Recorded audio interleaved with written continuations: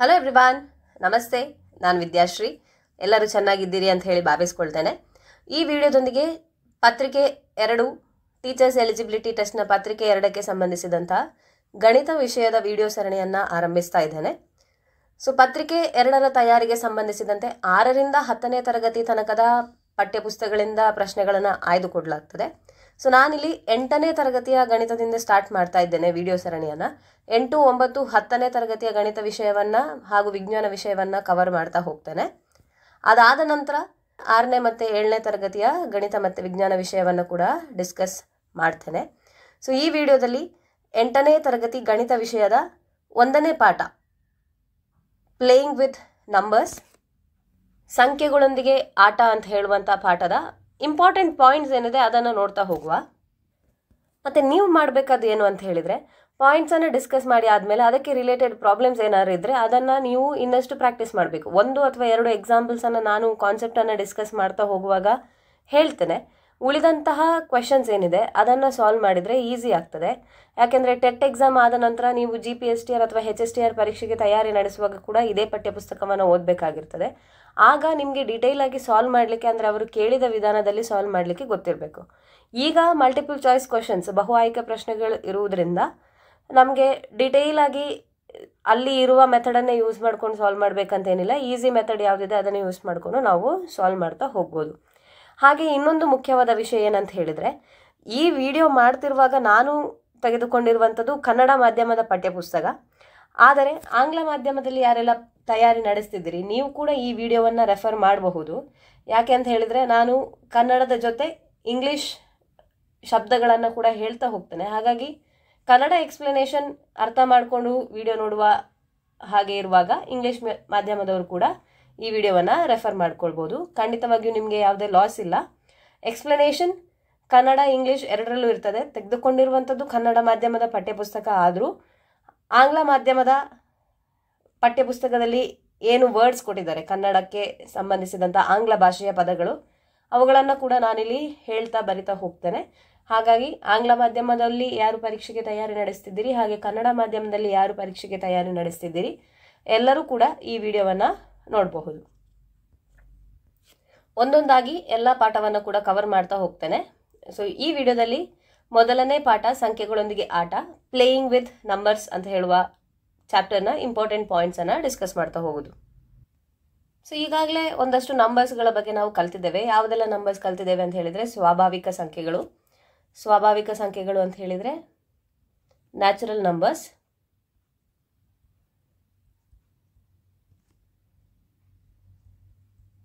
ಹಾಗೆ ಪೂರ್ಣ ಸಂಖ್ಯೆಗಳು, ಹೋಲ್ ನಂಬರ್ಸ್. ನ್ಯಾಚುರಲ್ ನಂಬರ್ಸ್ ಅಂದರೆ 1ಇಂದ ಸ್ಟಾರ್ಟ್ ಆಗುವಂಥದ್ದು, 1, 2, 3 ಸೋ ಆನ್. ಇದು ನ್ಯಾಚುರಲ್ ನಂಬರ್ಸ್. ಹೋಲ್ ನಂಬರ್ಸ್ ಪೂರ್ಣ ಸಂಖ್ಯೆಗಳಂದರೆ 0, 1, 2 ಹಾಗೆ ಮುಂದುವರಿತಾ ಹೋಗ್ತದೆ. ಮತ್ತು ಪೂರ್ಣಾಂಕಗಳು. ಪೂರ್ಣಾಂಕಗಳು ಅಂದರೆ ಇಂಟೀಜರ್ಸ್. ಇಂಟೀಜರ್ಸ್ ಅಂತ ಹೇಳಿದರೆ -2, -1, 0, +1, +2 ಸೊ ಆನ್. ಇದು ಹೀಗೆ ಮುಂದುವರಿತದೆ. ಧನಾತ್ಮಕ ಮತ್ತು ಋಣಾತ್ಮಕ ಸಂಖ್ಯೆಗಳು ಎರಡೂ ಇರುವಂಥದ್ದು, positive numbers as well as negative numbers ಇರುವಂಥದ್ದು.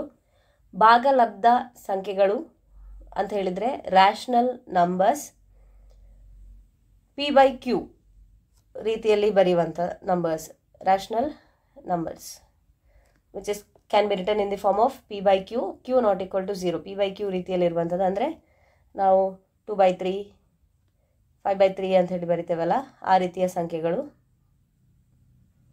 ಇದೆರಡು ಎಕ್ಸಾಂಪಲ್ಸ್ ಕೊಟ್ಟದಷ್ಟೇ. ಈ ರೀತಿ ನಂಬರ್ಸ್ ಬಗ್ಗೆ ನಾವು ಆಲ್ರೆಡಿ ಕಲ್ತಿದ್ದೇವೆ. ಹಾಗೆ 6ನೇ ತರಗತಿಯಲ್ಲಿ ಅಪವರ್ತನ ಮತ್ತು ಅಪವರ್ತ್ಯಗಳನ್ನು ಕಂಡುಹಿಡಿಯೋದು ಅಂತ ಕೂಡ ಕಲ್ತಿದ್ದೇವೆ ಅಂತ ಹೇಳ್ತಾರೆ. ಫ್ಯಾಕ್ಟರ್ಸ್ ಆ್ಯಂಡ್ ಮಲ್ಟಿಪಲ್ಸ್ ಅವುಗಳ ಬಗ್ಗೆ ಕಲ್ತಿರುವಂಥದ್ದು, ಅವುಗಳ ರಿಲೇಷನ್ಸನ್ನು ಕಲ್ತಿದ್ದೇವೆ. ಈಗ ಈ ನಂಬರ್ಸನ್ನೆಲ್ಲ ಯೂಸ್ ಮಾಡಿಕೊಂಡು ಇನ್ನೊಂದಷ್ಟು ಜಾಸ್ತಿ ಕಲ್ತ್ಕೊಂಡು ಡಿವಿಸಿಬಿಲಿಟಿ ರೂಲ್ಸನ್ನು ಈ ಚಾಪ್ಟ್ರಲ್ಲಿ ಕಲಿಯುವಂಥದ್ದು. ಡಿವಿಸಿಬಿಲಿಟಿ ರೂಲ್ ಅಂದರೆ ಬಾಧ್ಯತೆಯ ನಿಯಮಗಳು. ಡಿವಿಸಿಬಿಲಿಟಿ ರೂಲ್ ಯಾವ ಯಾವ ಸಂಖ್ಯೆಯನ್ನು ಹೇಗೆ ಅಥವಾ ಯಾವ ನಂಬರಿಂದ ಡಿವೈಡ್ ಆಗಿ ಹೋಗ್ತದೆ, ಭಾಜ್ಯ ನಾವು ಅದನ್ನು ಭಾಗಿಸಬಹುದು ಅಂಥೇಳಿ ಈ ಪಾಠದಲ್ಲಿ ಕಲೀಲಿಕ್ಕಿರುವಂಥದ್ದು. ಇಲ್ಲಿ ನೆನಪಿಟ್ಕೊಳ್ಬೇಕಾದ್ದು ಡಿವಿಸಿಬಿಲಿಟಿ ರೂಲನ್ನು. ಸೊ ಇಡೀ ಪಾಠ ಸಂಖ್ಯೆಗಳೊಂದಿಗೆ ಆಟ, playing with numbers, what you have to remember is the divisibility rules. ಬಾಧ್ಯತೆಯ ನಿಯಮಗಳನ್ನು ನೆನಪಿಟ್ಕೊಳ್ಬೇಕು. ಕೊಟ್ಟಂಥ ಯಾವುದೇ ಸಂಖ್ಯೆಯನ್ನು ಸಾಮಾನ್ಯ ರೂಪ ಅಂದರೆ ಜನರಲ್ ಫಾರ್ಮಲ್ಲಿ ಯಾವ ರೀತಿಯಾಗಿ ಬರಿಬಹುದು ಅಂತ ಹೇಳಿ, ಇದು ಆಲ್ರೆಡಿ ಎಲ್ಲರಿಗೂ ಗೊತ್ತಿರ್ತದೆ. ಜನರಲ್ ಫಾರ್ಮ್ ಸಾಮಾನ್ಯ ರೂಪದಲ್ಲಿ ಬರೆಯುವುದು ಹೇಗೆ ಅಂತ ಹೇಳಿ. ಸೊ ಇಲ್ಲಿ ನಮಗೆ ಬೇಕಾಗಿರುವಂಥದ್ದು ಸ್ಥಾನ ಬೆಲೆ, ಪ್ಲೇಸ್ ವ್ಯಾಲ್ಯೂ ಗೊತ್ತಿರಬೇಕು, ಸ್ಥಾನ ಬೆಲೆಯ ಅರಿವಿರಬೇಕು. ಇಂಗ್ಲೀಷಲ್ಲಿ ಪ್ಲೇಸ್ ವ್ಯಾಲ್ಯೂಸ್ ಅಂತ ಹೇಳ್ತೇವೆ. ಅಂದ್ರೆ ಅದು ಯೂನಿಟ್ಸ್, ಟೆನ್ಸ್, ಹಂಡ್ರೆಡ್ಸ್, ಥೌಸಂಡ್ಸ್ ಅಂತೇಳಿ ಬಿಡಿ 10, 100ರ ಸ್ಥಾನದ ಬಗ್ಗೆ ಅರಿವಿರಬೇಕು.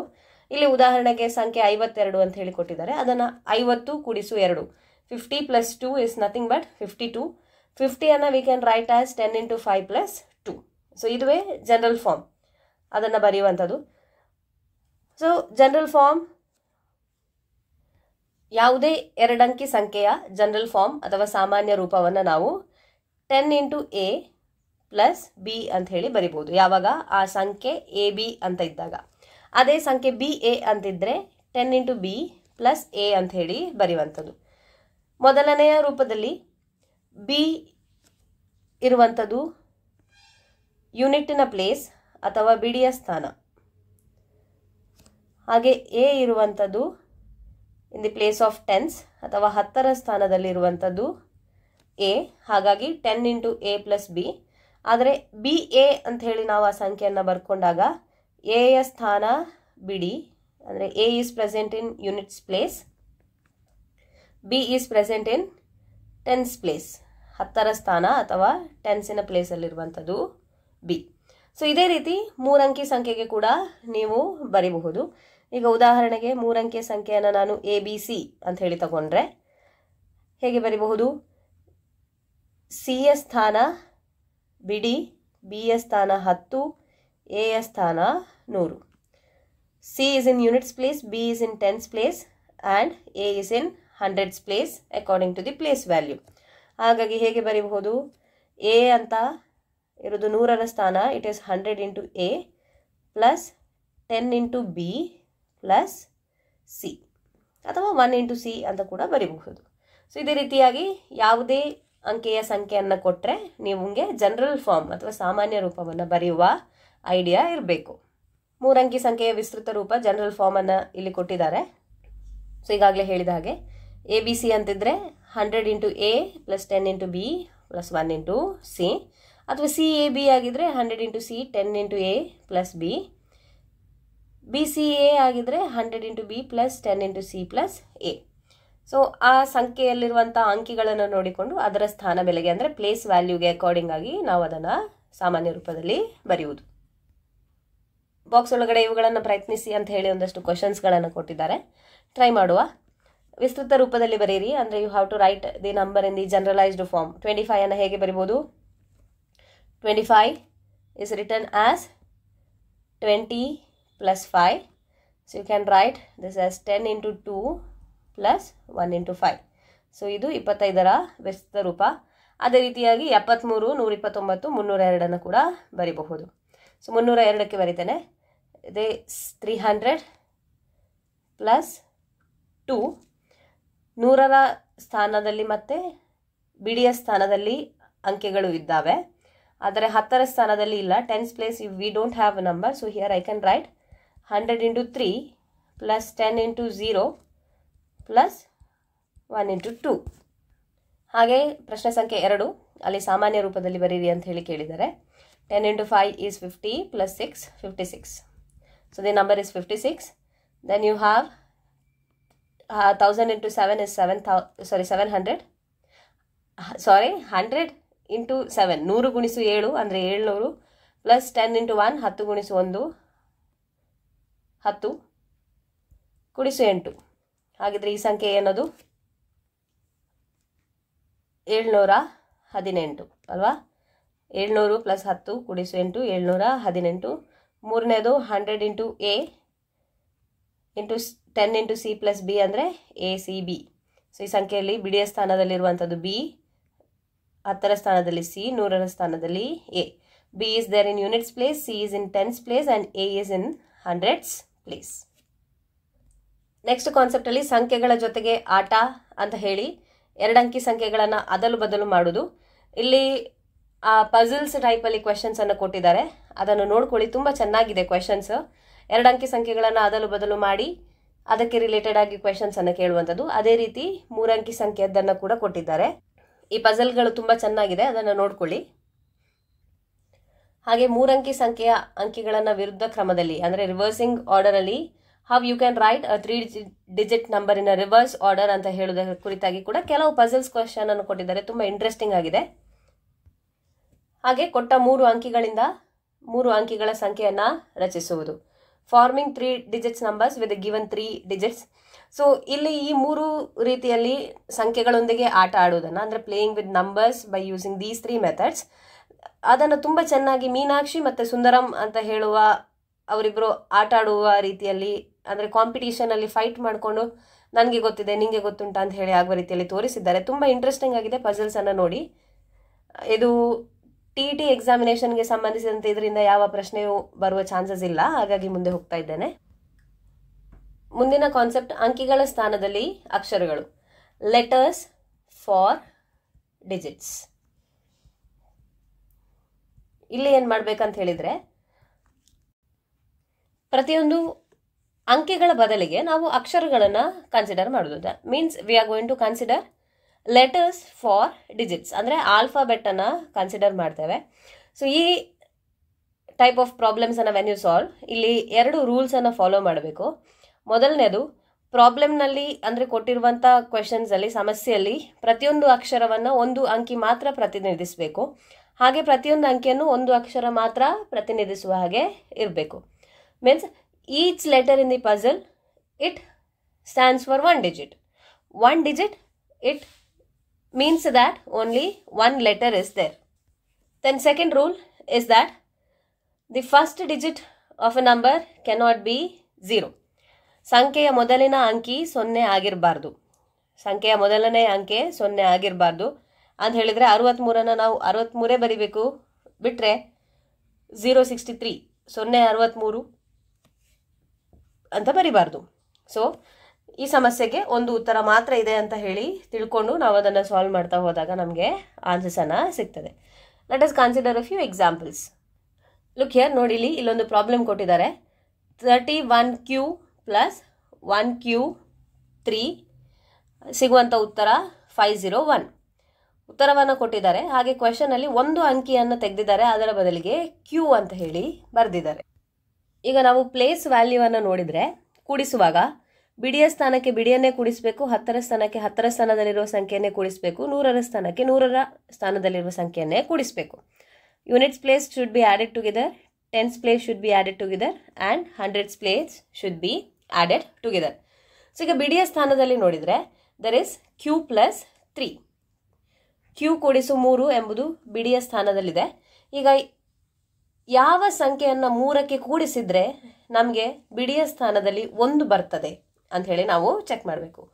To which number if we add 3 we will get 1 in its unit place. So you can start checking with 0. So ನೀವು ಪ್ರಾಕ್ಟೀಸ್ ಮಾಡಿದರೆ ಆರಾಮಾಗಿ ಅದನ್ನು ಕೌಂಟ್ ಮಾಡಿ ಬಿಡ್ಬೋದು. ಇಲ್ಲದಿದ್ದರೆ 0 ಚೆಕ್ ಮಾಡಿ. 0 plus 3 it is 3, 1 plus 3 is 4, 2 plus 3 5, 3 plus 3 6, ಆದರೆ ನಮಗೆ 1 ಬರಬೇಕು. 7 plus 3 is 10 0, 8 plus 3 it is 11. So ಇಲ್ಲಿ ನೋಡಿದರೆ 8 ಪ್ಲಸ್ 3 8 ಕೂಡಿಸು 3, 8 ಪ್ಲಸ್ 3 ಆದಾಗ 11 ಬರ್ತದೆ. ಬಿಡಿಯ ಸ್ಥಾನದಲ್ಲಿ ನಮಗೆ 1 ಸಿಕ್ಕಿದೆ. ಇನ್ನು ಉಳಿದ 1ಅನ್ನು ನಾವು 10ರ ಸ್ಥಾನಕ್ಕೆ ಕೂಡಿಸಿದಾಗ ಉಳಿದ ಸಂಖ್ಯೆಯನ್ನು ಕೂಡ ಬರೆದುಕೊಳ್ಳುವ. 3 1 Qನ ಸ್ಥಾನದಲ್ಲಿ 8, ಹಾಗೆ ಕೆಳಗಡೆ 1 Q ಅಂದರೆ 8 ಅಂತ ಹೇಳಿ ನಾವು ಕಂಡು ಹಿಡಿದಾಯಿತು. ಕೂಡಿಸಿಕೊಳ್ಳುವಂಥದ್ದು 8 1 9 1 10 0 1 ಕೈಯಲ್ಲಿ ಅಂದರೆ ಕ್ಯಾರಿ ಈಸ್ 1, 3 ಪ್ಲಸ್ 1 4 ಪ್ಲಸ್ 1 5 501 ನಮಗೆ ಉತ್ತರ ಸಿಕ್ಕಿತು. ಹಾಗಾಗಿ ಇಲ್ಲಿ Qನ ಬೆಲೆ 8. So the value of Q is 8. So ಈ ರೀತಿಯಾಗಿ ಒಂದಷ್ಟು ಪ್ರಶ್ನೆಗಳನ್ನು ಬಿಡಿಸ್ತಾ ಹೋದರೆ ಅದು ಈಸಿಯಾಗಿ ನೀವು ಈ ರೀತಿಯ ಕ್ವೆಶನ್ಸನ್ನು ಸಾಲ್ವ್ ಮಾಡ್ಬೋದು. 1 ಬೈ 1 ಆ್ಯಡ್ ಮಾಡ್ತಾ ಹೋಗಬೇಕು. Look at example 2. ಉದಾಹರಣೆ 2 ನೋಡಿ. ಅಲ್ಲಿ ಎ ಪ್ಲಸ್ ಎ ಅಂತ ಕೊಟ್ಟಿದ್ದಾರೆ. ಎಯನ್ನು 3 ಸಲ ಕೂಡಿಸಿದಾಗ ನಮಗೆ ಬಿ ಎ ಅಂತ ಹೇಳಿ ಬರಬೇಕು. ಈಗ ಇಲ್ಲಿ ಉದಾಹರಣೆಗೆ ಎ ಸೇಮ್ ಬರಬೇಕಿದ್ರೆ ಏನಾಗಿರ್ತದೆ, ಅದು ಒಂದು 0 ಆಗಿರಬೇಕು ಅಥವಾ 5 ಆಗಿರಬೇಕು. ಎಯ ಬೆಲೆ 0 ಅಥವಾ 5. Value of A is 0 or 5. ಆದರೆ ಎಯ ವ್ಯಾಲ್ಯೂ 0 ಅಂತ ತಗೊಂಡ್ರೆ 0 ಕೂಡಿಸು 0 ನಮಗೆ 0 ಬರುವಂಥದ್ದು. ಆದರೆ ಉತ್ತರ ಬಿ ಎ ಬರಬೇಕು ಅಂತ ಹೇಳಿದ್ದಾರೆ. 0 ಬಂದರೆ ಬಿ ಯ ವ್ಯಾಲ್ಯೂ ಕೂಡ 0 ಆಯಿತು. But we have considered 1 digit represents only 1 letter. 1 letter should represent only 1 digit. ಹಾಗಾಗಿ ಎ ಅಂದರೆ 5 ಆಗಿರಬಹುದು. 5 ಆದರೆ 5 + 5 + 5 15 ಮತ್ತು ಇಲ್ಲಿ 5 ಈಚೆ 1 15 ಬಂತು. ಅಂದರೆ ಬಿ ಎ ಈಸ್ 15. ಹಾಗಾಗಿ ಎ ಯ ಬೆಲೆ 5, ಬಿ ಯ ಬೆಲೆ 1. ಅದೇ ರೀತಿಯಾಗಿ ಗುಣಾಕಾರದಲ್ಲಿ ಕೂಡ ಸಂಖ್ಯೆಗಳ ಬೆಲೆಯನ್ನು ಕಂಡುಹಿಡಿಯಬಹುದು. ಉದಾಹರಣೆ ಕೊಟ್ಟಿದ್ದಾರೆ, ಇದನ್ನು ನೋಡ್ಕೊಂಡು ಹೋಗಿ. ಎಕ್ಸಸೈಸ್ ಅನ್ನು ಸಾಲ್ವ್ ಮಾಡ್ತಾ ಹೋದಷ್ಟು ನಾವು ಕಲಿತುಕೊಂಡಂಥ ವಿಷಯ ಇನ್ನಷ್ಟು ಸ್ಟ್ರಾಂಗ್ ಆಗ್ತಾ ಹೋಗ್ತದೆ. ಹಾಗೆ ಟೈಮ್ ತಗೊಂಡು ಎಕ್ಸಸೈಸ್ ಪ್ರಾಬ್ಲಮ್ಸನ್ನು ಸಾಲ್ವ್ ಮಾಡ್ತಾ ಹೋಗಿ. ಉತ್ತರಗಳನ್ನು ಹೇಗೆ ಚೆಕ್ ಮಾಡ್ತೀರಿ? ಪಠ್ಯಪುಸ್ತಕದ ಹಿಂದಿನ ಪುಟಗಳಲ್ಲಿ ಅಭ್ಯಾಸಕ್ಕೆ ಸಂಬಂಧಿಸಿದಂಥ ಉತ್ತರಗಳನ್ನು ಕೂಡ ಕೊಟ್ಟಿದ್ದಾರೆ. ಸಪೋಸ್ ಸಾಲ್ವ್ ಮಾಡಲಿಕ್ಕೆ ಗೊತ್ತಾಗಲಿಲ್ಲ, ಆಗ ಏನು ಮಾಡ್ತೀರಿ? ಇಂಟರ್ನೆಟ್ ಸೋರ್ಸಸ್ ಇದೆ, ಎಲ್ಲ ಕಡೆ ಕೂಡ ಇಂಟರ್ನೆಟ್ಟಲ್ಲಿ ನಿಮಗೆ ಎಕ್ಸಸೈಸ್ ಇದ್ದು ಸೊಲ್ಯೂಷನ್ಸನ್ನು ನೀವು ಸರ್ಚ್ ಮಾಡಿ ಫೈಂಡ್ ಮಾಡ್ಬೋದು. ಇಲ್ಲಿ ಪ್ರಶ್ನೆ ಸಂಖ್ಯೆ 5 ಸಾಲ್ವ್ ಮಾಡೋದು ಹೇಗೆ ಅಂತ ನೋಡುವ. ಎ ಬಿ ಗುಣಿಸು 3, A B into 3, we should be getting answer as C A B. ಉತ್ತರ ನಮಗೆ ಸಿ ಎ ಬಿ ಅಂತ ಹೇಳಿ ಬರಬೇಕು. ಸೊ ಈಗ ಪ್ರಶ್ನೆಯನ್ನು ನೋಡಿದರೆ ಬಿಗೆ 3ರಿಂದ ಗುಣಿಸಿದಾಗ if we multiply B with 3 we should be getting B. And if we multiply 3 with A we should get the number as C A. So ಬಿಗೆ ವ್ಯಾಲ್ಯೂ 0 ಆಗಿದ್ದರೆ ನಮಗೆ 3ಯಿಂದ ಮಲ್ಟಿಪ್ಲೈ ಮಾಡಿದಾಗ 0ವೇ ಸಿಗ್ತದೆ. So I write this as 0. So we get 3 into 0 is 0. Then the number is a. You should get CA. We'll see. 3 1s are 3. 3 2s are 6. 3 3s are 9. 3 4s are 12. 3 5s are 15. So you see, when you multiply 3 with 5, you get 15. So which can be considered as 3 into A, where we get CA. So this is 5. 5 into 3 is 15. So the answer is 150, which is our CAB. B is 0. C is 1. A is 5. And B is 0. So this is how we find the values of A, B and C. So ಈ ರೀತಿಯಾಗಿ A B C ಯ ವ್ಯಾಲ್ಯೂವನ್ನು find ಮಾಡ್ಬೋದು. ಇದೇ ರೀತಿ ಉಳಿದ ಪ್ರಶ್ನೆಗಳಿಗೆ ಉತ್ತರವನ್ನು ಟ್ರೈ ಮಾಡಿ ನೋಡಿ. ಯಾವುದಾದ್ರೂ ಸಾಲ್ವ್ ಮಾಡಲಿಕ್ಕೆ ಗೊತ್ತಾಗಲಿಲ್ಲ ಅಂತ ಹೇಳಿದರೆ ಕಮೆಂಟ್ ಸೆಕ್ಷನಲ್ಲಿ ನೀವು ಅದನ್ನು ಕೇಳಿದರೆ I will let you know how you can answer those questions. So ಈಗ ಇರುವಂಥದ್ದು ಈ ಪಾಠದ ಅತಿ ಮುಖ್ಯವಾದ concepts, very important concepts from this chapter. So ಇದು ಬಹಳ ಇಂಪಾರ್ಟೆಂಟ್. ಡಿವಿಸಿಬಿಲಿಟಿ ಟೆಸ್ಟ್ಸ್, ಬಾಧ್ಯತೆಯ ಪರೀಕ್ಷೆಗಳು ಅಂತ ಹೇಳಿದರೆ tests of divisibility.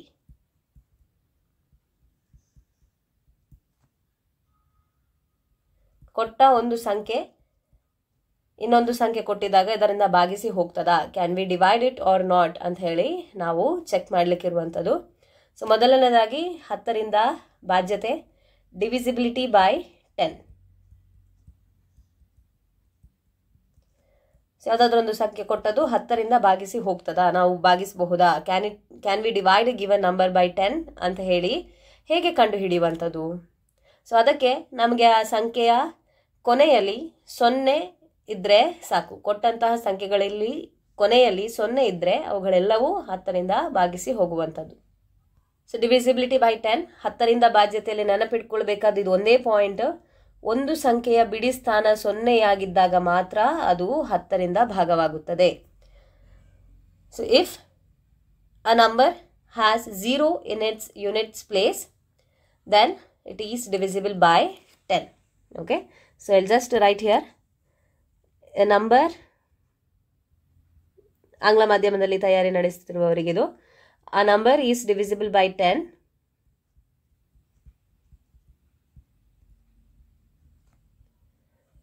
when its ones digit is 0. ಬಿಡಿ ಸ್ಥಾನ 0 ಆಗಿದ್ರೆ ಮಾತ್ರ ಆ ಕೊಟ್ಟಂತಹ ಸಂಖ್ಯೆಯು 10ರಿಂದ ಭಾಗವಾಗುತ್ತದೆ. We can divide a number by 10 when its ones digit is 0. Units digit ಅಥವಾ ones digit is 0. ನೆಕ್ಸ್ಟ್ 5ರಿಂದ ಭಾಜ್ಯತೆ, divisibility by 5. ಸೊ ಯಾವ ರೀತಿಯಾಗಿ ಚೆಕ್ ಮಾಡೋದು? when we check divisibility by 5, what point you have to notice that in the units place or ones place you should have 0 or 5. ಸಂಖ್ಯೆಯ ಬಿಡಿ ಸ್ಥಾನ 0 ಅಥವಾ 5 ಆಗಿದ್ದಾಗ ಮಾತ್ರ ಅದು 5ರಿಂದ ಭಾಗವಾಗುತ್ತದೆ. ಎರಡು ರೂಲ್ಸ್ ಅನ್ನು ಕಲ್ತಾಯಿತು. One is the divisibility for 10 and divisibility for by 5. 10ಕ್ಕೆ ಏನಾಗಿರಬೇಕು? 10ರಿಂದ ಭಾಗವಾಗಿ ಹೋಗ್ತದ ಅಂತ ನೋಡಲಿಕ್ಕೆ ಆ ಸಂಖ್ಯೆಯ ಬಿಡಿ ಸ್ಥಾನ 0 ಆಗಿರಬೇಕು. 5ರಿಂದ ಭಾಗವಾಗಿ ಹೋಗಲಿಕ್ಕೆ ಕೊಟ್ಟಂಥ ಸಂಖ್ಯೆಯ ಬಿಡಿ ಸ್ಥಾನ 0 ಅಥವಾ 5 ಆಗಿರಬೇಕು. For 5 in the units place or in the ones digit you should have 0 or 5. 2ರಿಂದ ಭಾಜ್ಯತೆ ಅಂದರೆ divisibility by 2. ಕೊಟ್ಟಂತಹ ಸಂಖ್ಯೆಯು 2ರಿಂದ ಭಾಗವಾಗಿ ಹೋಗ್ತದಾ, whether it is divisible by 2.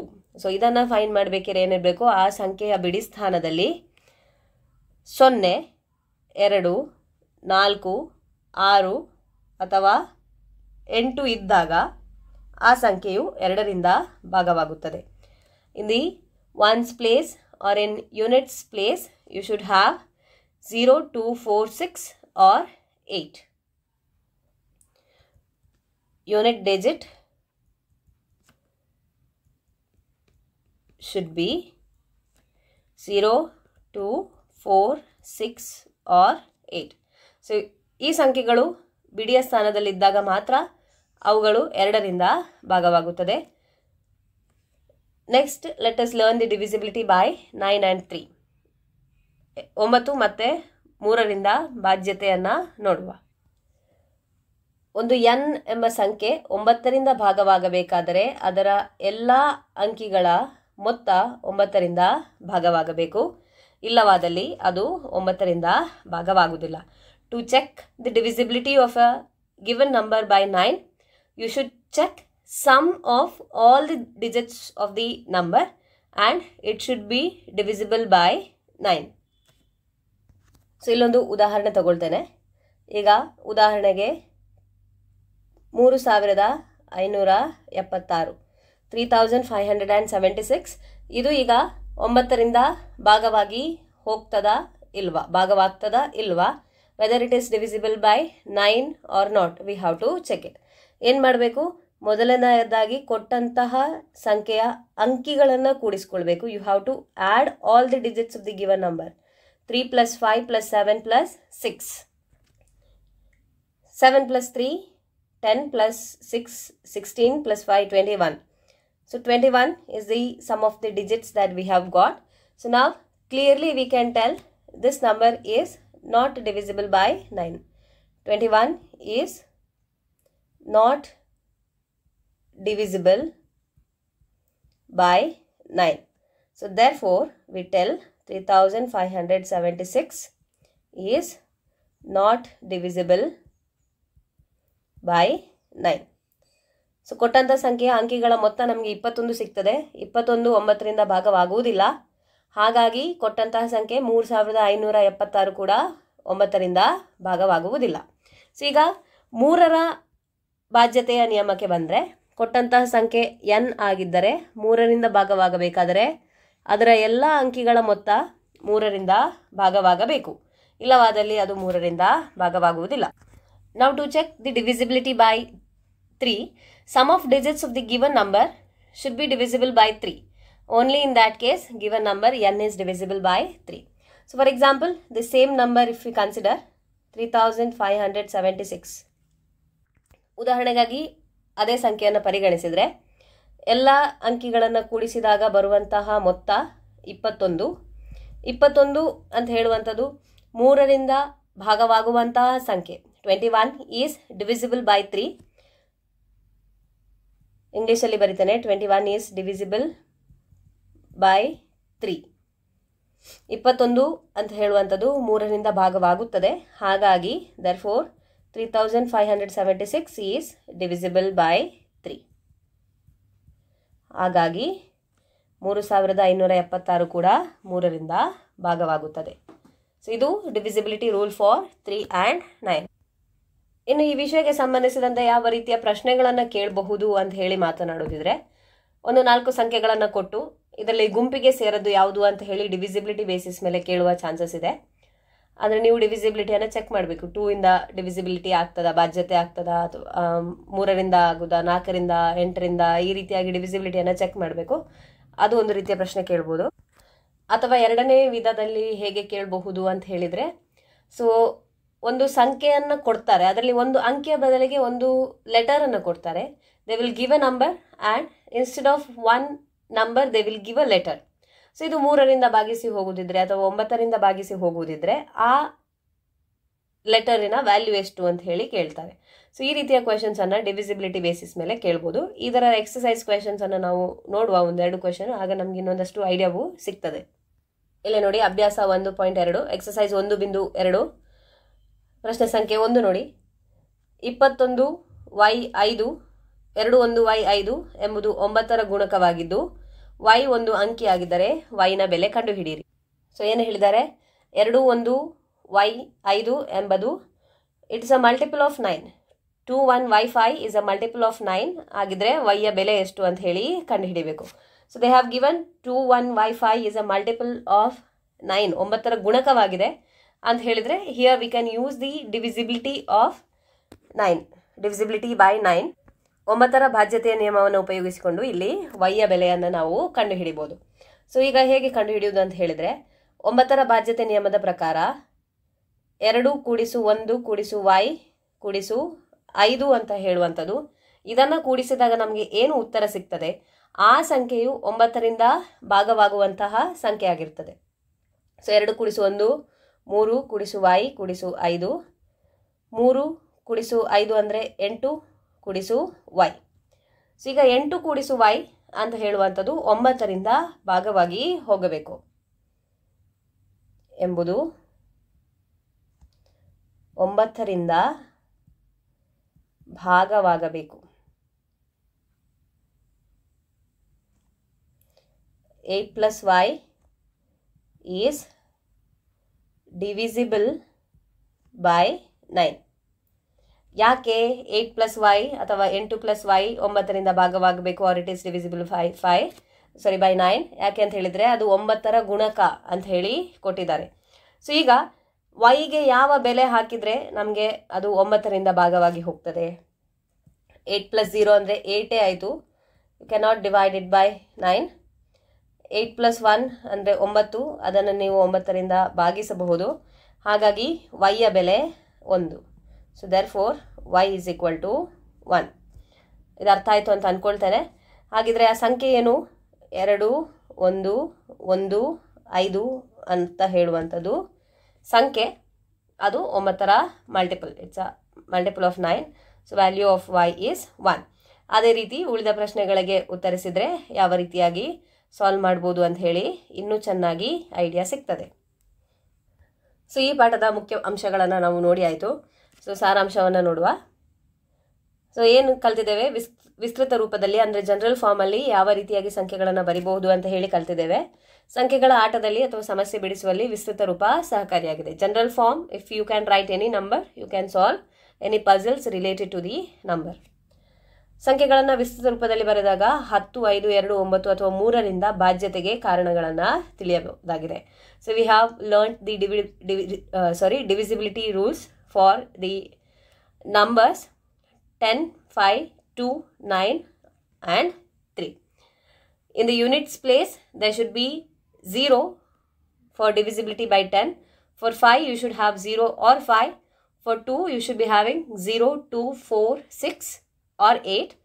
For 9 and 3, you should add the individual digits given in the number, and if that is divisible by 9, then whole number is divisible by 9.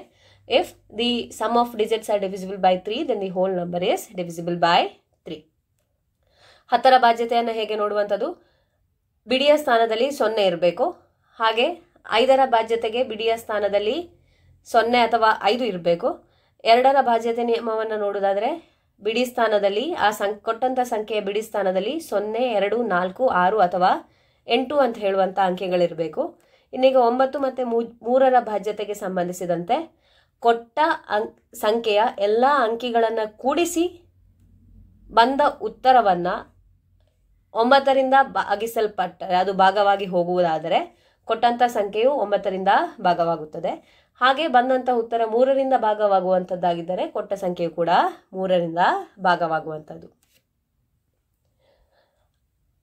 ಈ ವಿಡಿಯೋದಲ್ಲಿ ತಿಳಿಸಿಕೊಟ್ಟಂಥ ವಿಷಯಗಳು ನಿಮಗೆ ಉಪಯುಕ್ತವಾಗಿದೆ ಅಂತ ಅಂದ್ಕೊಳ್ತೇನೆ. I hope you will find this video helpful.